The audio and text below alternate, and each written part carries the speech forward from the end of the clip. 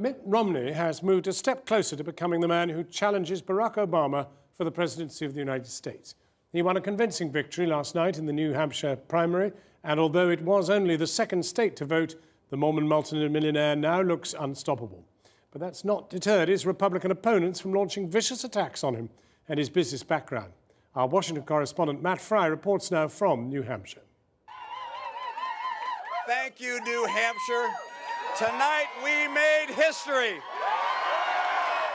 The state of New Hampshire has been the matchmaker, and the arranged marriage between Mitt Romney and the Republican Party is now in the process of being consummated. Thank you so much. God bless you. Despite all the cheering here, the Republican Party still hasn't fallen in love with Mitt Romney. But they do feel that with that man there on the stage, they found a plausible candidate, someone who can take on Barack Obama later this year. What you see here is the triumph of electability, and it's very hard to see what or who can stop Mitt Romney's momentum at this stage.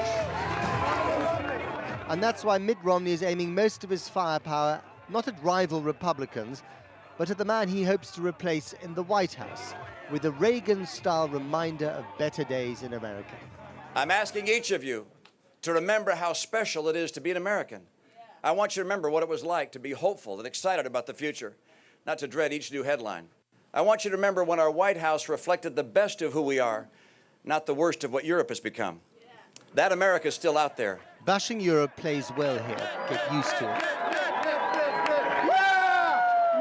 Romney's supporters, mostly white, probably rich. The Republican establishment peppered with familiar faces from the Bush era. Although no mention at all of the former president himself, his name is still a four-letter word. Republicans like former Senator Jim Talent now see Mitt Romney as their best chance of ending the Obama presidency. Nobody has ever won the Republican nomination without winning either Iowa and New Hampshire. And Governor Romney won both of them. What do you think made the difference in the end? Because he's had a fairly lackluster campaign, hasn't he? Yeah, well, I think what we've had is a consistent message that Governor Romney is the guy who can beat Barack Obama, turn around this economy, and get the budget under control, and I think it's a winning message. Can anything stop him now?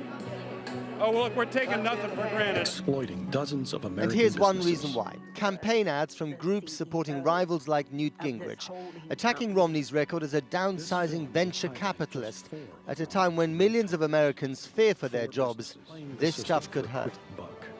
A group of corporate raiders led by Mitt Romney.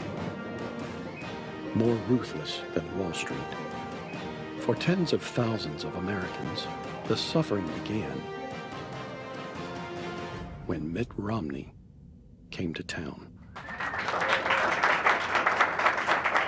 Mitt the vulture capitalist. It was the big subject on Morning Joe, one of the cable shows for whom campaign politics is breakfast cereal. He, a former Republican congressman, she, the daughter of a Democrat veteran. Newt's going to use $5 million from a Las Vegas casino magnate, and it's going to be focused all on Mitt Romney. And what's fascinating is how in the form of ads, attack ads. In the form of third-party attack ads, and the singular focus is going to be on Romney. And right now it sounds like Bain Capital. You just don't succeed in the Republican Party by attacking people for making lots of money in the free market. That's the whole essence of the American way, isn't it? You make lots of money. I think it also is part of the defining measures of the party, and they're now eating their young. But we're nibbling at his heels. But it'll take much more than a nibble to halt the Mitt machine, as the whole circus heads to South Carolina, the Bible Belt, and a very different piece of political turf. Well, Matt Frei is now live in Manchester, New Hampshire. Matt, off the wagons go to the south, to South Carolina, a very, very different setup there.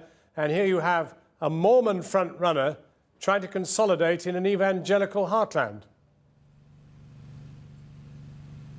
Indeed, it's going to be tough, and he knows that. But there was one bit of good news for Mitt Romney, John, and that is that last night at the exit polls, the largest number of evangelicals in this state, and there aren't that many of them to be honest, but those that do live here, did actually vote for Mitt Romney and not for the other candidates. So that's a plus. Also, he's ahead in the polls in South Carolina.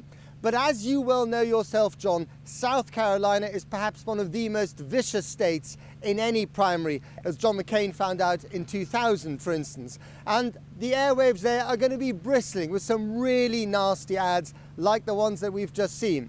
But to be honest, for Newt Gingrich or Rick Perry or John Huntsman to turn round to Mitt Romney and say, "You're a capitalist raider," to sound like Michael Moore or the Occupy Wall Street crowd, that quite frankly is rank hypocrisy. And even though it might resonate with some voters, ultimately there's not that much mileage in it.